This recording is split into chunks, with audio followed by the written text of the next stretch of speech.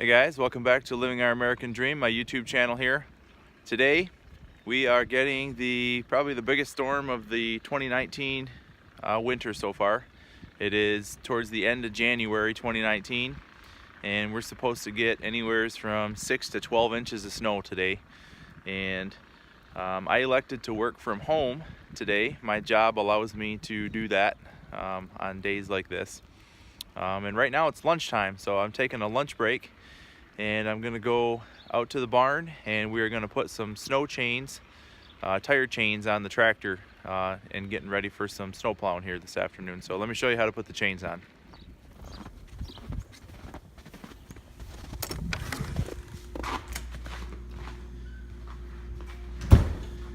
Pretty nice nowadays. I walk into the barn and right now, well actually usually I keep it at 50, but right now I've got this set at 45 degrees just to keep everything thawed out.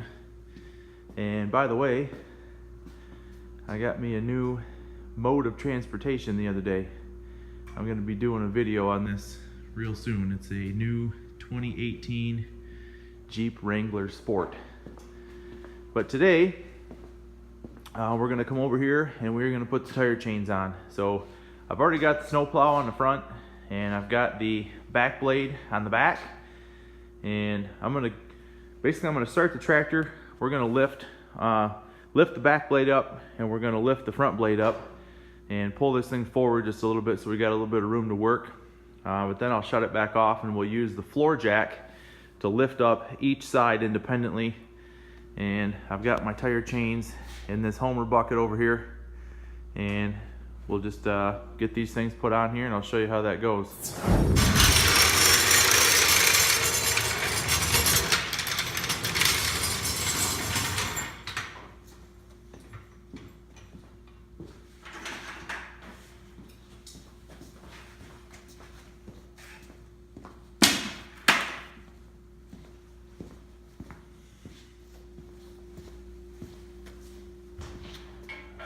When I bought my tractor a few years ago, actually 10 years ago, I looked at getting tire chains. I used to have a driveway that was probably 600 or 700 feet long, and I snowplowed that right in the snow belt of Lower Michigan here. It was up here towards West Branch, Michigan, closer, and we had a really long driveway. And traction was an issue. We would get snow drifts, and then that's kind of how I ended up with this tractor in the first place. But I looked for snow chains, and snow chains can be pretty expensive. If you ever looked at them, it would be nothing to spend $300, $400, $500 on a set of snow tire chains for a tractor. I knew a guy that had just purchased a house, and in the barn of his house, he had these chains, and he didn't know what they were for. And later we discovered that they were the tire chains from an old Ford 8N.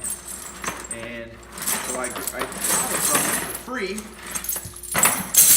And in the course of trying to figure out if I could use them, they were obviously too long.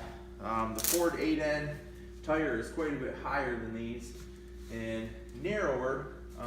So these ended up being a little bit narrower than they probably should be if I bought ones dedicated for this tractor, and longer. So I took a grinder and I cut a couple sections out and added a few links in here so I could tie them back together.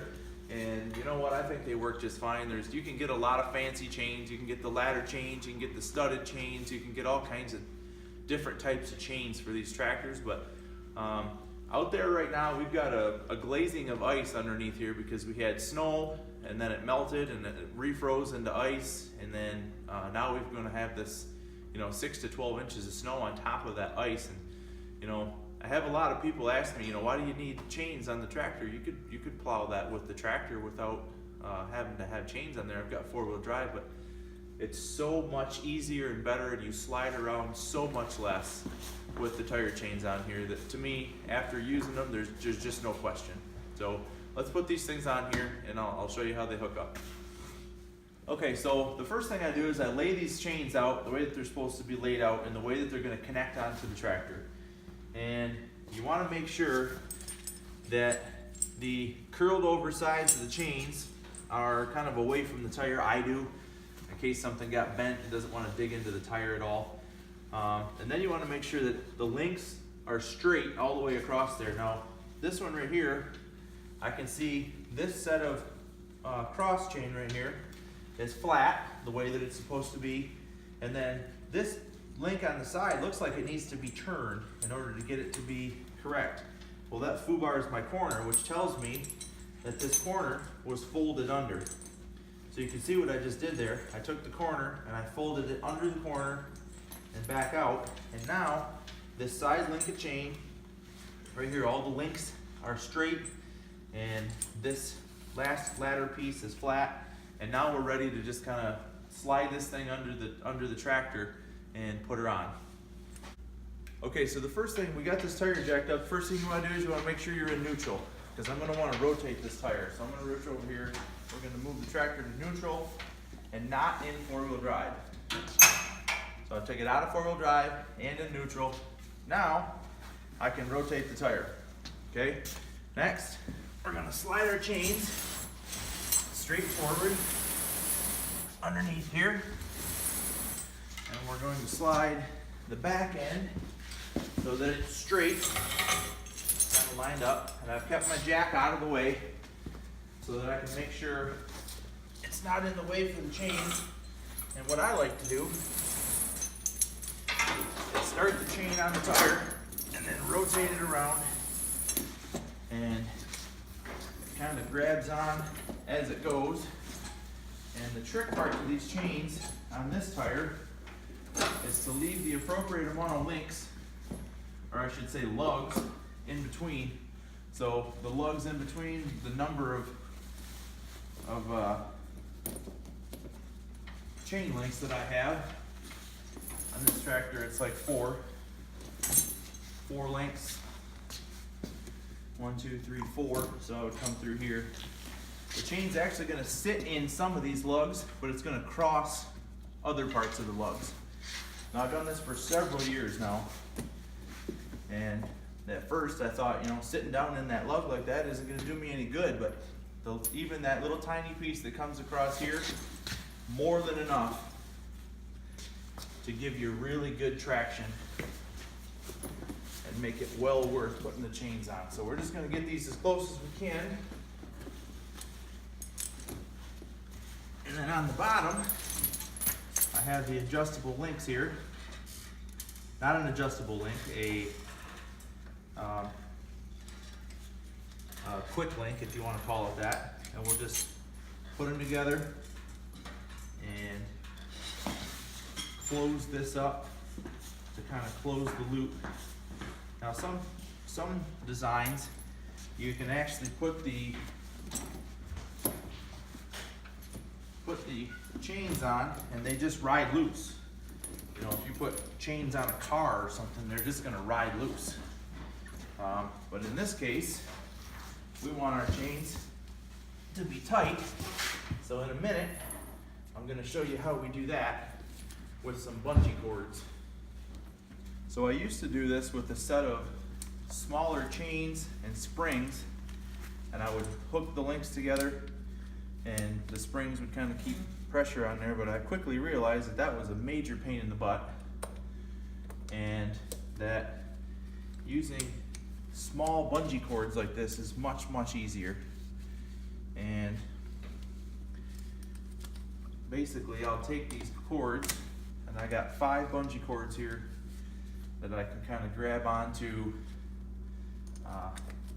different links here and pull these things tight. And then what I'll do is I'll come up to the top and I'll make adjustments to make sure that they're sitting in the lugs how they're supposed to. Like this one right here was a little bit off, so I'll slide that into the lug where it's supposed to sit. And 2, 3, 4, 5, some of these will actually will need to be moved. Like this one needed to be moved a little bit so that the spacing is even. So there's 4, there's 3, here's another 3, so this one will be moved. So I'll just kind of pull up on the bungee cord and slide this over to the next lug, right there. And what what that'll do is make sure my spacing is even across here, and then I don't have a chain that kind of loops out in an S shape. We want them to kind of all come out straight, and make sure we got 1, 2, 3, 4, 5. That one looks pretty good. And we're rotating, and we're just making sure that everything is tight and everything is where it needs to be. Now on the back side of these, some of these chains, actually on this particular tractor, they rub just a little bit because this tractor was not actually designed to have chains on it. And I'll show you what I mean right now. So here's the back of the tractor. As I come in here,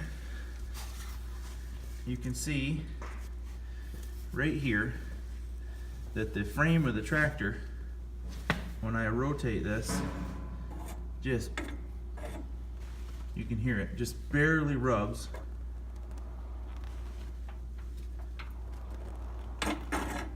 You hear that? Or maybe 6 or 7 lengths there. And what that means, there's not a lot of gap in between the fender of the tractor here and the chains. So eventually, and this will be another project, you can't see down in here very good, but right down in there where the tire, the wheel attaches to the drive shaft of the tractor, they make a spacer kit that you can buy. And I don't want to increase the spacing of this tractor too much because it's 5 feet and all my implements are 5 feet, but I do want to get an additional inch for the chains so that it doesn't do that. I've been running it like this for 10 years, so it's not going to hurt anything, but it's always something that I wanted to do just to get a little bit more clearance. But for now, that's what the chains look like on this tire.